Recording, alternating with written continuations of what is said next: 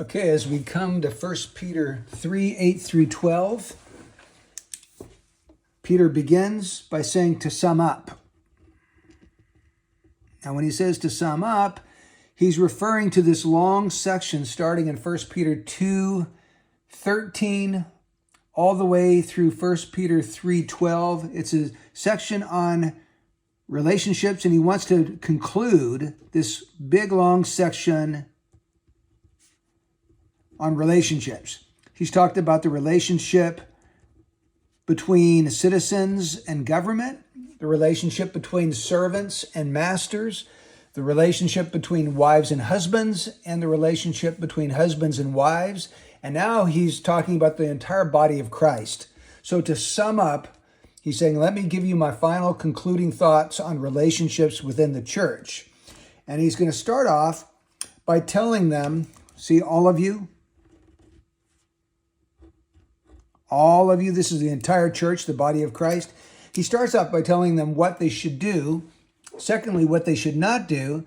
And then thirdly, the blessing that they will receive if they pursue what he has just told them to do. So let's start off by just highlighting those things that he commands the church to do. They're to be harmonious. They are to be sympathetic. They are to be brotherly. They're to be kind-hearted. And they're to be humble in spirit.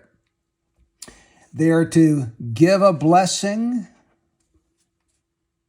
They are to do good. They are to seek peace and pursue it.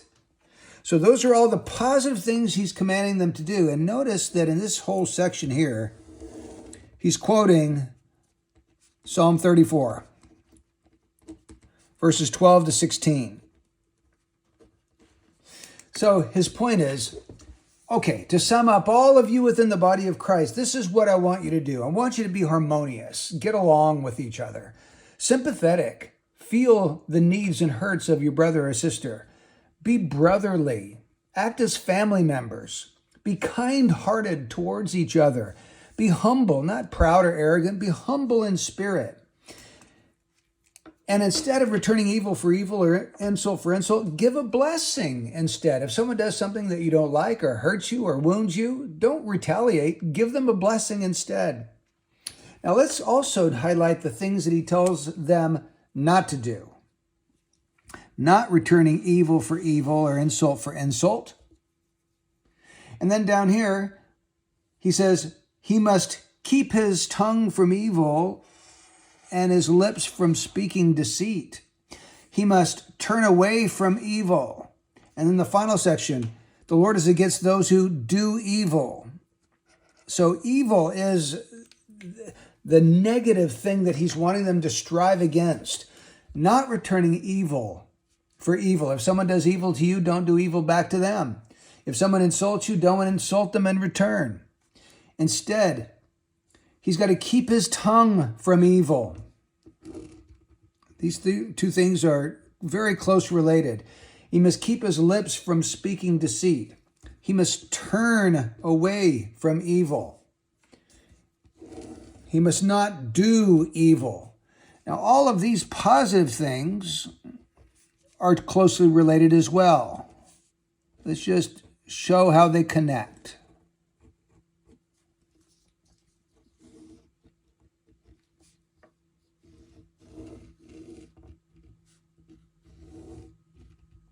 Okay, all of those positive things connect, all of the things that they are to refrain from connect. And here's the big point. He says, not returning evil for evil or insult for insult, but giving a blessing instead. For you were called for the very purpose that you might inherit a blessing. You were called to inherit a blessing. And in order to inherit this blessing, you've got to do what I'm telling you to do. You can't return evil for evil and inherit the blessing. You can't speak deceit or speak evil and inherit the blessing. You can't pursue evil and inherit the blessing. So what is the blessing that he's talking about?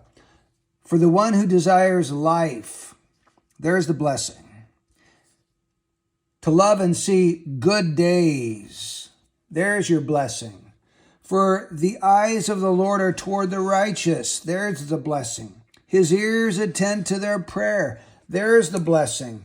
This blessing is blessing of relationship with God and communion with God. Because when you have a relationship with God and enjoy communion with God, you're going to experience real life, real spiritual, supernatural, everlasting life and communion with God. The blessing is having good days. You know, we always tell people, have a good day. What we should be saying is have a Jesus blessed day in communion with God. A good day is a day in fellowship and communion with God. And not only that, this blessing has to do with knowing that the Lord's eyes are toward us. He looks on us with favor.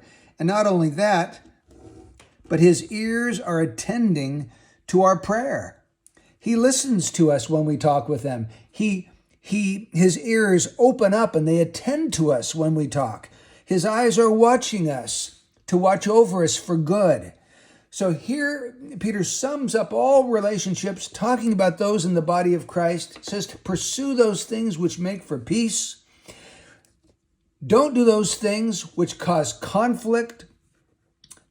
And if you will do what I've just told you to do, you're going to inherit a blessing, which is good days. It's life. It's having God's eyes towards you and his ears attending to your prayer. So may this encourage you and I today to pursue communion with God, because that's where the real blessing is going to be found.